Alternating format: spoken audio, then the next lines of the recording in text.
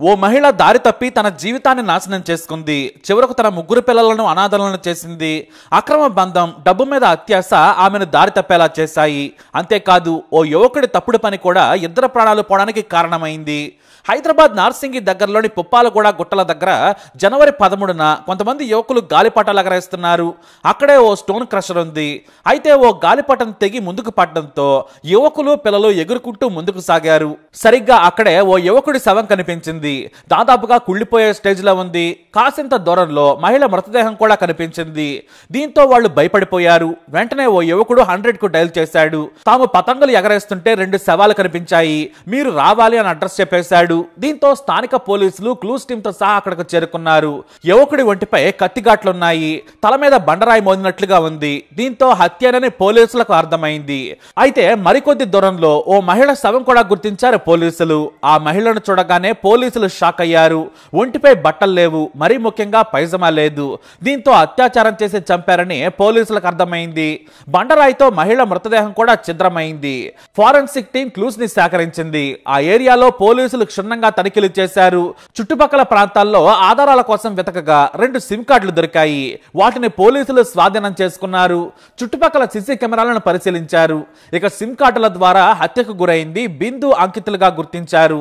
బిందు దంపతులు ఛత్తీస్గఢ్ నుంచి తెలంగాణకు ఉపాధి కోసం వచ్చారు. అయితే మొదట్లో వీళ్ళు శంకరపల్లిలో ఉండేవారు. ఆమె భర్త ప్లంబర్ గా పనిచేస్తూ ఉన్నాడు. వీరికి 3 పిల్లలు. అయితే బిందు హౌస్ కీపింగ్ చేసే సమయంలో అంకిత్ తో బిందుకు పరిచయం ఏర్పడింది. ఆ తర్వాత వీరిద్దరి మధ్య అక్రమ బంధం ఏర్పడింది. అయితే ఈ విషయం తెలుసుకున్న భర్త బిందుతో గొడవ పడ్డాడు. అయినా కూడా బిందు పద్ధతి మారలేదు. అంకిత్ తో మాట్లాడటం మానలేదు. దీంతో తన కుటుంబాన్ని ఎల్బీ నగర్ లోని చింతలకుంటకు మార్చేశాడు. అయితే ఫోన్ ద్వారా బిందు అంకిత్ కి టచ్ లో ఉండేది. అయితే ఇక్కడే వీరిద్దరూ కొత్త పద్ధతిని మొదలు పెట్టారు. డబ్బుల కోసం బిందు వ్యభిచారం చేయడానికి కూడా సిద్ధమైంది. డబ్బులు కావాలని తన ప్రియుడికి చెప్పడంతో అంకిత్ తనకు తెలిసిన స్నేహితులతో చెప్పేవాడు. దీంతో వాళ్ళు ఎవరైనా శృంగారం కోసం కావాలంటే బిందును పంపించేవాడు. ఆమెతో పాటు వెంట కూడా వెళ్లేవాడు. అలా రక్షణగా వెళ్ళినందుకు బిందుకు వచ్చే డబ్బులో కొంత తీసుకునేవాడు అంకిత్. ఇలా ఇద్దరు ఎంజాయ్ చేయడం మొదలు పెట్టారు. అయితే బిందు వ్యభిచారం చేసేందుకు అవకాశం రావడంతో డబ్బు కోసం ఇంట్లో కూడా చెప్పకుండా వచ్చేసింది. జనవరి 7వ తేదీన ఇంట్లో నుంచి చెప్పా పెట్టకుండా వెళ్లిపోయింది. ఇక భర్త దివాకర్ వనస్థలి పోలీస్ స్టేషన్ లో ఫిర్యాదు చేశాడు. తన భార్య కనిపించడం లేదని కంప్లైంట్ ఇవ్వడంతో పోలీసులు విచారణ చేస్తూ ఉన్నారు. కానీ ఆచూకీ దొరకలేదు. మరోవైపు అంకిత్ కనిపించడం లేదని అతని సోదరుడు గచ్చిబౌలి పోలీస్ స్టేషన్ లో ఫిర్యాదు చేశాడు. అయితే అనూహ్యంగా పోలీసులకు జనవరి 14న వీరి మృతదేహాలు దొరికాయి. ఉన్నతాధికారులు ఘటనా స్థలాన్ని పరిశీలించి లోతైన విచారణ మొదలు పెట్టారు.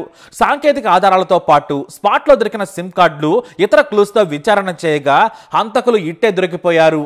రాహుల్ కుమార్ అనే వ్యక్తి బిందును 2 సార్లు పిలిపించుకున్నాడు. అంకిత్ ఆమెను రాహుల్ దగ్గరకు వ్యభిచారం కోసం తీసుకెళ్లాడు. కానీ రాహుల్ 2వ సారి పిలిపించుకున్నప్పుడు బిందుతో శృంగార సమయంలో అసభ్యంగా ప్రవర్తించాడు. ఆమెకు తెలియకుండా తాను బిందుతో శృంగారంలో పాల్గొనే సమయాన్ని వీడియో తీశాడు. ఆ తర్వాత బిందు దాన్ని గమనించింది. వీడియో తీయొద్దని వారించింది. అప్పటికే వీడియో కూడా తీసేశాడు. ఆ వీడియోను బిందుకు కూడా చూపించాడు. కానీ తనకు పెళ్ళై పిల్లలున్నారు, నేను డబ్బుల కోసం రహస్యంగా ఈ పని చేస్తున్నాను, డిలీట్ చేయమని చెప్పినా కూడా వినలేదు. అయినా రాహుల్ ఆమెను బెదిరించాడు.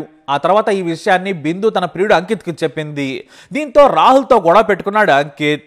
వీడియో డిలీట్ చేయకపోతే పరిస్థితులు వేరుగా ఉంటాయన్నాడు. పోలీసులకు ఫిర్యాదు చేస్తారని బెదిరించాడు. అతని నుంచి ఫోన్ లాక్కొని బిందుతో రాహుల్ శృంగార వీడియోను డిలీట్ చేసేశాడు అంకిత్. అలాగే బిందు ముందే రాహుల్ని తిట్టాడు. ఆ తర్వాత ఎవరి దారిన వారు వెళ్లిపోయారు. అయితే అంకిత్ అవమానించాడని రాహుల్ అతనిపై పగ పెంచుకున్నాడు. తాను ఇష్టపడి తీసుకున్న వీడియోను డిలీట్ చేయించాడని ఈగోకెళ్లాడు. ఎలాగైనా సరే అంకిత్ ను హెచ్చరించాలనుకున్నాడు.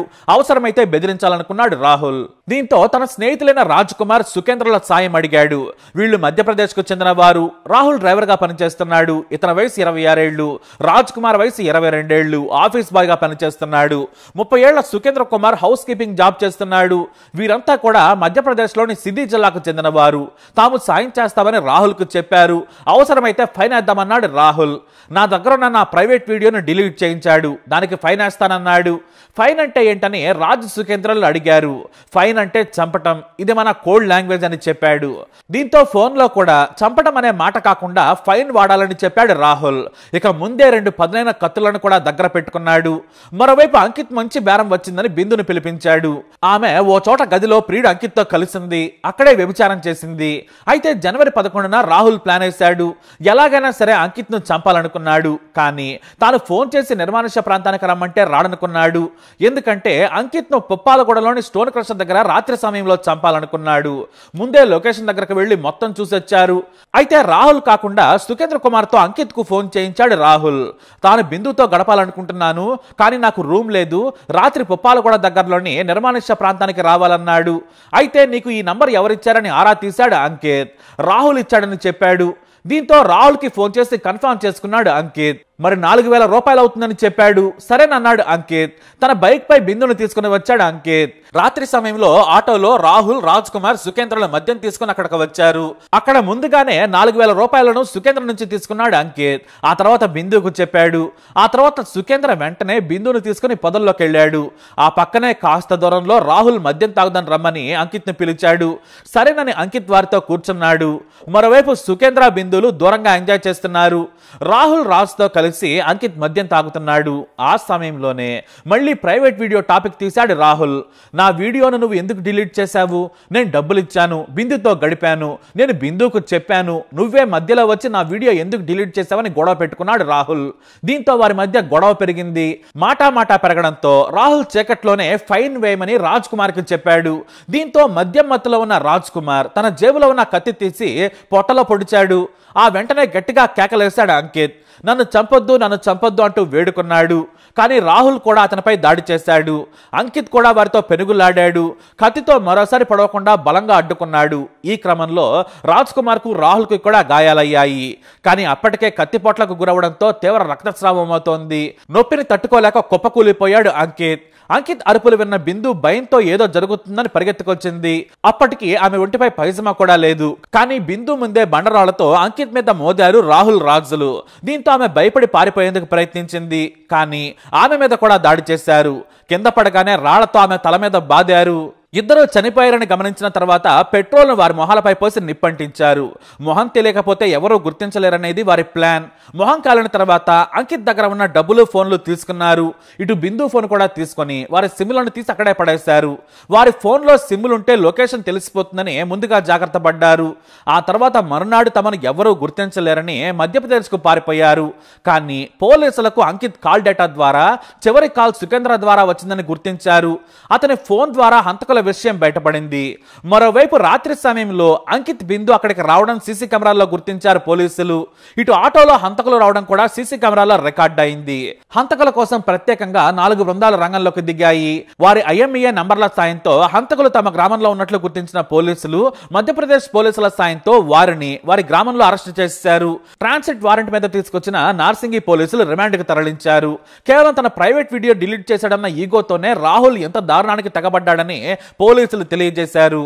మరోవైపు తన భార్య వ్యభిచారం చేస్తుందని కూడా ఆమె భర్త దివాకర్కు తెలియదు. 3 పిల్లల తల్లైన బిందు చిన్న ఉద్యోగం చేస్తుందనుకున్నాడు. కానీ ఆమె తన పిల్లల భవిష్యత్తు కోసం తప్పుడు పనికి దిగింది. మరోవైపు డబ్బుల ఆశకు అంకిత్ కూడా ఆమెతో వ్యభిచారం చేయించాడు. ఆ తప్పుడు పనే వారి ప్రాణాలు పోవడానికి కారణమైంది. ఇది పుప్పాలగూడ మిస్టరీ. ఈ స్టోరీపై మీ అభిప్రాయాన్ని కమెంట్ ద్వారా తెలియజేయండి. ఈ వీడియో అప్డేట్స్ కోసం మా ఛానల్ ఫాలో అవ్వండి. అలాగే తప్పకుండా సబ్స్క్రైబ్ చేసుకోండి.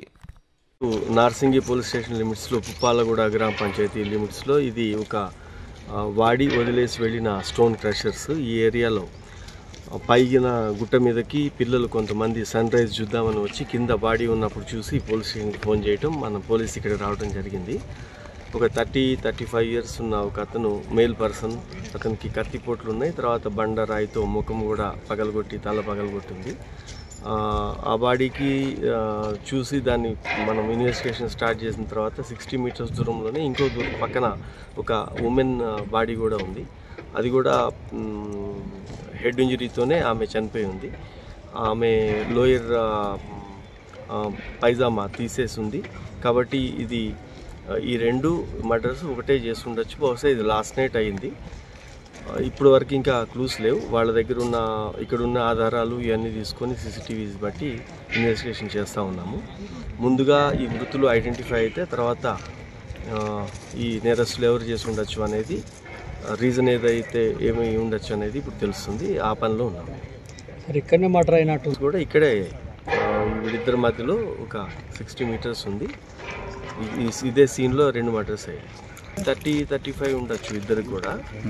ఈ మనిషిని మేల్ పర్సన్కి చేతి మీద ఒక టాటూ ఉంది ఓం అని. తర్వాత ఆ గుర్తులు ఇవన్నీ పెట్టి వర్కౌట్ చేస్తున్నాము.